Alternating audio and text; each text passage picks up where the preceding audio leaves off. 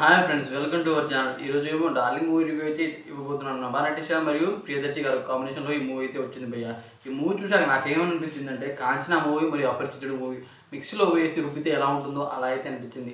దీంట్లో క్లైమాక్స్లో 30 మినిట్స్, అలాగే మూవీలో అక్కడక్కడ ఓ 5-6 మినిట్స్ అయితే బాగుంటుంది. దాని లెక్కనైతే ఈ మూవీ జస్ట్ యావరేజ్ అని నాకైతే అనిపించింది భయ్య. ఎందుకంటే దీంట్లో హీరోయిన్ ఓవర్ యాక్షన్ బాగా అయిపోయింది.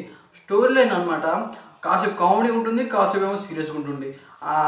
ప్రియదర్శిని గారు అయితే ఈ మూవీని చాలా బాగా, ఆయన యాక్టింగ్ అయితే చాలా బాగా చేశారు. ఆయన ఎమోషన్ సీన్స్ అనమాట వేరే లెవెల్లో ఉంటాయి.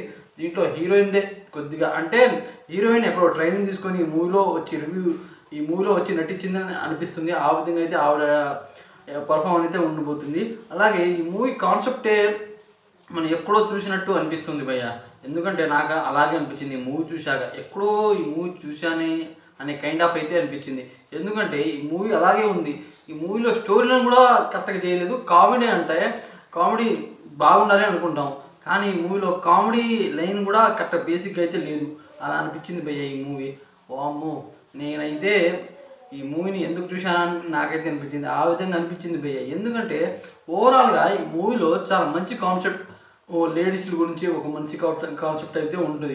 అలాగే కొన్ని బేసిక్ సీన్స్ అయితే చాలా బాగుంటాయి. కానీ భయ్య ఆ హీరోయిన్ యాక్టింగ్ కొద్దిగా యావరేజ్ ఉంటుంది.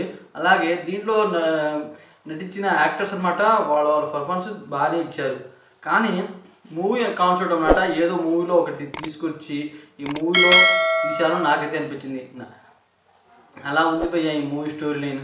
అసలు ఎందుకు అనిపించింది అలా. చెప్పాలంటే ప్రియదర్శిని గారు చాలా మంచి సినిమాలు అయితే తీస్తాడు భయ్య. నాకు తెలిసి ఆయన తీసిన ఓం భీమ్ బూష్, దానికి ముందు ఒక సినిమాలో హీరోగా నటించారు.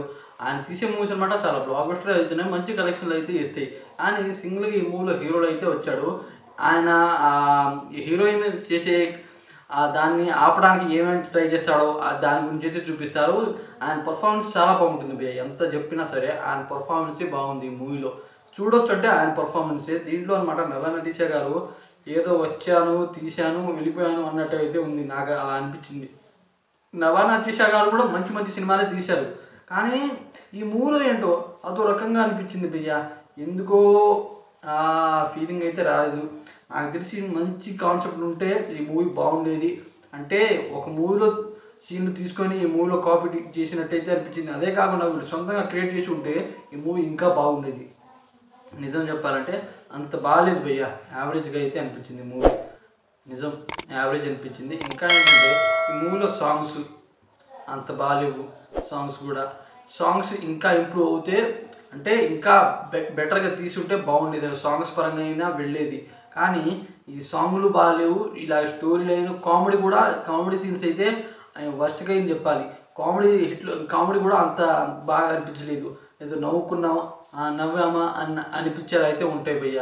నిజం చెప్పాలంటే ఓవరాల్గా ఈ మూవీకి అలా ఎందుకు తీశారో నాకైతే అర్థం కాలేదు. మంచి కాన్సెప్ట్ ఉంటే బ్లాక్ బస్టర్ అయ్యేదేమో చెప్పలేము. కానీ ఈ మూవీని అనమాట ఓవర్ యాక్టింగ్తో సినిమాని దారుణంగా ఇది చేసేసారు. ఈ విషయం గురించి మీరే ఉంటారో, అలాగే ఈ మూవీ చూస్తే మీకు ఏం నచ్చిందో కామెంట్ చేయండి. Thanks for watching. ఇలాంటి మరిన్ని వీడియోస్ కావాలంటే మన ఛానల్ సబ్స్క్రైబ్ చేసుకోండి.